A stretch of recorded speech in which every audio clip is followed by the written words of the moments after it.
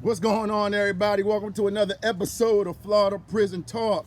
I'm your host, Easy Win. I'm doing things a little bit different today. I'm gonna let y'all see the person I'm interviewing. I'm behind the camera. So make sure you hit that like and subscribe button, man, and hit that notification bell. I got my boy Muny Marc here, man. We're gonna have a bunch of parts to this series. This is the Muny Marc series right here, man. Go ahead and introduce yourself, Marc. Yo, what's up? Muny Marc edition, you know what I'm saying? I'm bringing it to you real and uncut right here, prison. Florida Prison Talk. Prison talk. You Real know and what I'm saying? uncut. Cause we gonna talk a lot about prisons, and prisons, you know, they call them correctional institutions now. Officially, it's only one prison in the state of Florida, and that's Florida State Prison, aka Death Row. Every other institution is still called a correctional institution. That's just a footnote. There's only one real prison in the state. Every other one is considered a correctional institution. That's my boy. Yeah. That's a fact right That's there. history, That makes yeah. sense. That's a little history right there. Yeah. Hey, we're gonna get right into it, man. Tell these people, man, what led you to go to prison? Shit, you know what I'm saying? The case over with, but yeah, it was Briefly, like- it was it was robbery. Okay, it was robbery. Okay, and so it was robbery. So being that you did a robbery and try to speak up, right? Did you have an addiction or something? Like what led you to do it? What led you to rob? Yeah, well, my addiction was money. Got you. You know what I'm saying? That almighty dollar. That was my addiction. You know, wasn't no drugs involved. Never been hooked or strung out on any drugs that would make me do anything. It was young, and it was about money. It was straight up about money, and it was a business, not a person. Because me personally, I don't believe in robbing individuals. You know, if I rob, I'm gonna rob a business. I'm gonna rob somebody that got insurance, got money, you know, and really ain't gonna fight back. Got you. Because the rule is to get up. That's right. Yeah. That's right. And okay, so with that first case, with that robbery, how long did the Florida DOC sentence you to? Was you a JIT? Well, I was a JIT. You know, I was 23, 22, 23. Okay. And when you caught the case, was you fighting your case from the county or was you free? I was in the county. I did 9 months on that charge. I was 9 months in Volusia County. Oh, you was in, so you wasn't in Palm Beach? Nah, I caught this, yeah. Oh, so you were traveling and stuff? Yeah, I was in Volusia County. Okay, you was in Volusia County. Okay, and so after you was in the county for 9 months, you got sentenced. What was your first camp? South Florida Correction. That was the reception center. Okay. SFRC, and it was known as, you know what I'm saying, the Wild Camp Youthful Offenders, but we call ourselves the Young Outlaws. Oh, young outlaws. Y'all heard that? Young Outlaws. Hey, speak up a little bit, Marc, so they can hear you. All right? Okay, yeah, so Young Outlaws. okay, so from SFRC is a reception center, right? Yeah. So when you went to FSRC, you was on the JIT with a bunch of other On the JITs. Yeah, on the JIT. And how was that with all these young adolescents, man, with their minds? Well, I'm gonna be straight up. The wild side was, like they say, young outlaws. You did not want to be fucked up in the wild camp because you got a lot of young niggas from all over the state of Florida, well, South Florida, and you know it was a war zone. You had, when you step in the door, you literally got to show what you know because somebody gonna try you. Somebody gonna try to send you to step off the bus to keep it real before you even get classified to go to your little temp dorm, because it's just temporary till they classify you and they send you to your main camp. Okay. But So it was vicious. it was vicious. So how long was you in there before you got into a dispute? Did you get into anything or was you laid back? The key is when you get there, you're gonna vibe with people you meet. You know, you hook up, you see your homeboys, you see your dogs from the county, and they basically everybody like click together. Palm Beach, Dade, and Broward. Okay. They're the one. That's all that South Florida. Palm Beach, most of Palm Beach, Dade, and Broward. So you gonna connect, and then you know some go down. You know, I say you know you only there for about maybe a month. Okay. Yeah, so I can't regulate, you know, exactly what happened, but I wasn't a troublemaker. You know, if a problem came to me, I dealt with it. Dealt with it like that. Yeah. Okay. And so when you was at FSRC, when you left to your main camp, what was your first main camp? Brevard. Brevard? Yeah, that was the JIT camp where Trick Daddy was at. Trick Daddy was there? Yeah, we had just crossed paths. He was getting out, I was coming in, you know what I'm saying? Because Trick, you know, everybody knows T-double-D, you know, he did his time too, and I respect that nigga because he that first album he dropped, www.com, he wrote most of that at Brevard. Yeah. That's some history right there, man. Yeah. That it was at Brevard. So, Yeah. but the whole institution of Brevard, that whole thing was legit camp when you went, or they had adult side? Yeah, when you 25 and under, they just gonna transfer you to like JIT camps, and then reason I ended up at adult camp at a young age because we had a ride at Brevard. You know what I'm saying? And I already had so many DRs, disciplinary reports. So once you accumulate, you maximum security. They could raise your security, you know. And after the ride, they raised my security level. I already was high risk, and they sent me to adult camp, and Okay. I was still young. Yeah. Let me back it up a little bit. So, what was this riot about? You gonna laugh? It was about a loaf of bread. A loaf of bread? Yeah. That's how petty shit in prison is. A loaf of bread, because it's like when they talk about bread and meat, they serious in that bitch. You know what I'm saying? So you working in the kitchen, you hustling, you selling loaves of bread. You know, it's $1 a loaf. You know, you selling everything is a hustle. Everything. Motherfuckers sell cigarettes, candy, bread. I was selling. You'll see on my list, I was selling wine, I was making the wine and all that. So yeah, basically, somebody, you know, hit the man for a bomb. A bomb is just like on the street, it's just not dope. If you got a bomb full of bread, that's your bomb. Got you. Somebody hit the man for a bomb, and that thing, you know, hey, shit started between, you know, because niggas down south really vibe with niggas from the north end, North Panhandle. They don't? Pensacola, nah. Okay. Jacksonville, Pensacola, Tampa, Sarasota, anything above Palm Beach Okay. is considered north to us, Orlando, all that. So it always is the north against the south. Okay. So I think it was a nigga from up north, his bomb got hit, he accused a nigga from down south, and that thing, you know, the south stick together. When a riot break out, Palm Beach, Dade, and Broward against all them cities I just named. Basically, that's what it came down to. And they had a lot to compound down. You know, a couple of niggas got, you know what I'm saying, shanked. You know, and basically that's how the ride started over there. So a lot of people ended up in confinement over that? Oh yeah, a lot of people got shipped too. Oh, for real? Yeah, everybody that was involved, you got locked down, and you eventually got shipped. And they shipped me to adult camp. Let me back up a little bit. So what made you high risk? You say you was high risk and stuff. What made you high risk? Well, the charge itself, armed robbery. With a firearm. So that's the first thing. So they actually gonna classify you based on your charge. So, and then the amount of time you got, you know what I'm saying? So, you know, I had 8 on that gun charge. So they like, back then 8 is a lot of time, you know, anything above 5. So you high risk, you know, you maximum security, but what make it worse is when you start getting write-ups in prison. So I was getting write-ups since day one, so, you know, my level went up. And what was your write-ups over?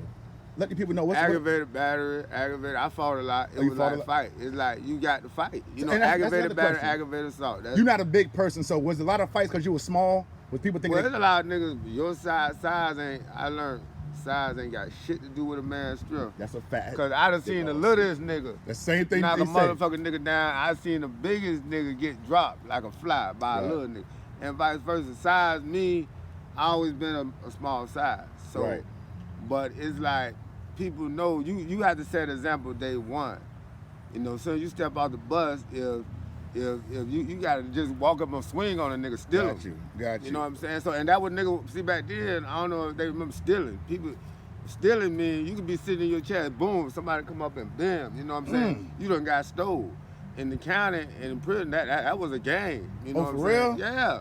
Oh, I just stole that nigga, you know what I'm saying? Oh, I just stole that nigga. I ain't no play little tap, I about really bam. So, basically, you could be sitting in your chair watching the game, that nigga hating on you on the down low, and he might just walk up and steal you, bill, and it's on then, you know what I'm saying? So, yeah.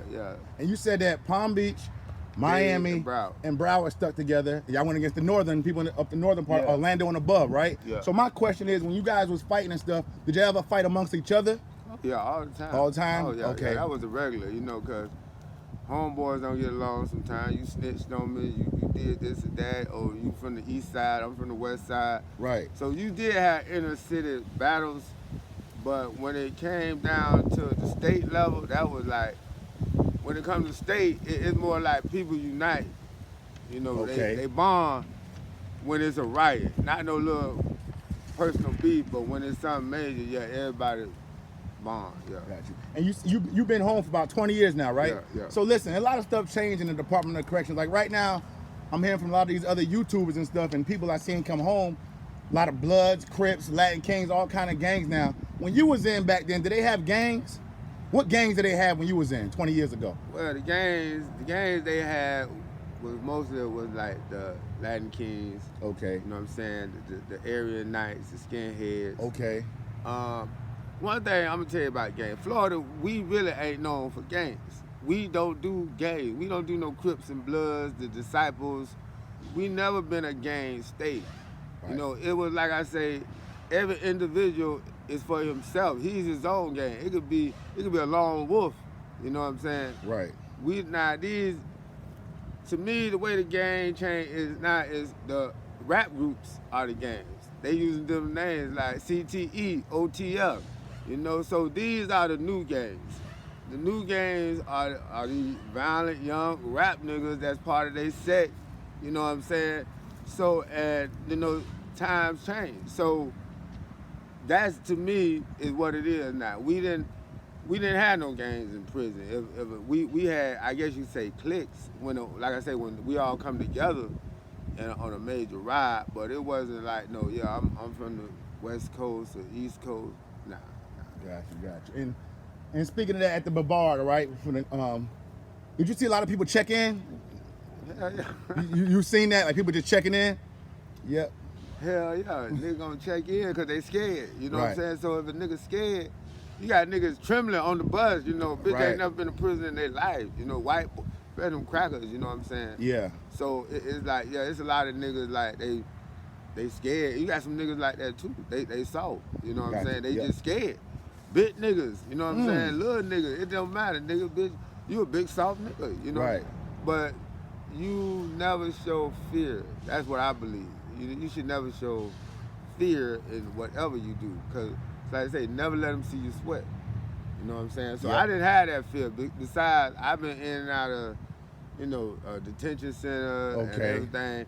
So this all I know. This the only peers I know. Motherfucker Got you. that been in jail.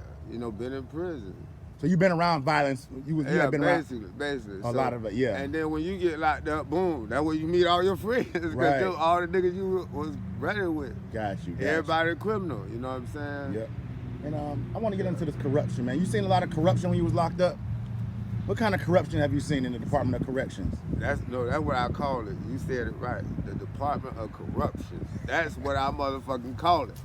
I call it the Department of Corruption. And boy, I can tell a lot, boy. Let's talk about it. I found, the more time you do, the wiser you get. You feel me? So it's like, after all that, for 3 years, I'm wilding out. You know what I'm saying? I'm like just straight up fighting, brawling, stabbing, whatever. Yeah. But then you get to a point in your life where you say, I got to get the fuck out of here. You know, I got to get back on the street. You know, fuck this shit. I ain't trying to catch a life sentence behind one of these lifers that ain't Right. never getting out. Because bitch ain't never getting out. They'll kill you today and won't even lose sleep. Won't lose no sleep. So I got into the law library. That's why I started exercising my mind, because the old school, he told me, and he seen me, he been watching me, you know what I'm saying? And he see this dude still young, he still got a chance.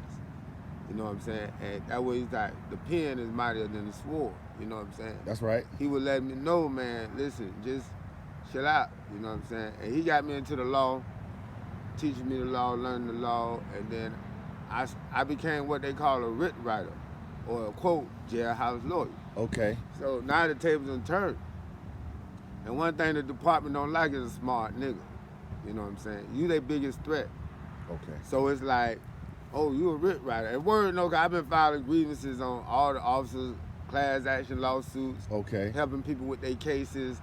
So, they recognizing this. So once they recognize that oh shit, this nigga, you know, they used to sabotage my legal mail, hold my mail, because I had lawsuits against the state, the Department of Corruption.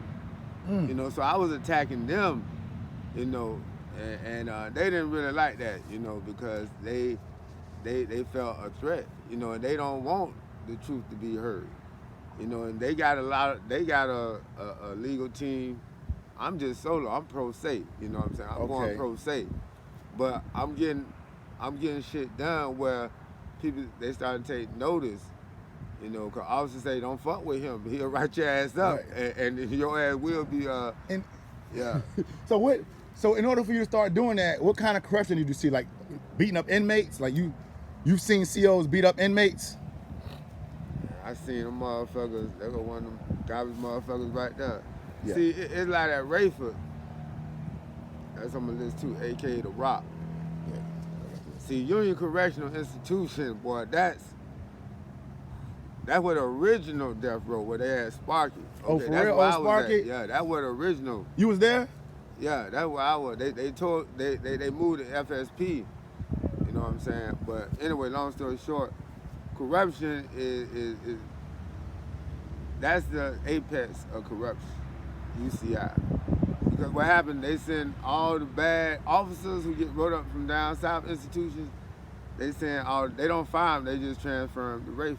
Oh, so all the so now exactly. Okay. So now you got a whole bunch of corruptive officers and a whole bunch of corrupted inmates. Keep speaking, so bro. So that's a firestorm, you know. But the officers got the power, right? Because they got the guns, they got the mace, they got the SWAT gear. You know what I'm saying? So basically, Rayford, yeah. These motherfuckers will kill you. And I see you got on here, man. You got gold teeth on here. Yeah. Elaborate. Gold teeth. See, that's why I say the streets in prison, they interact.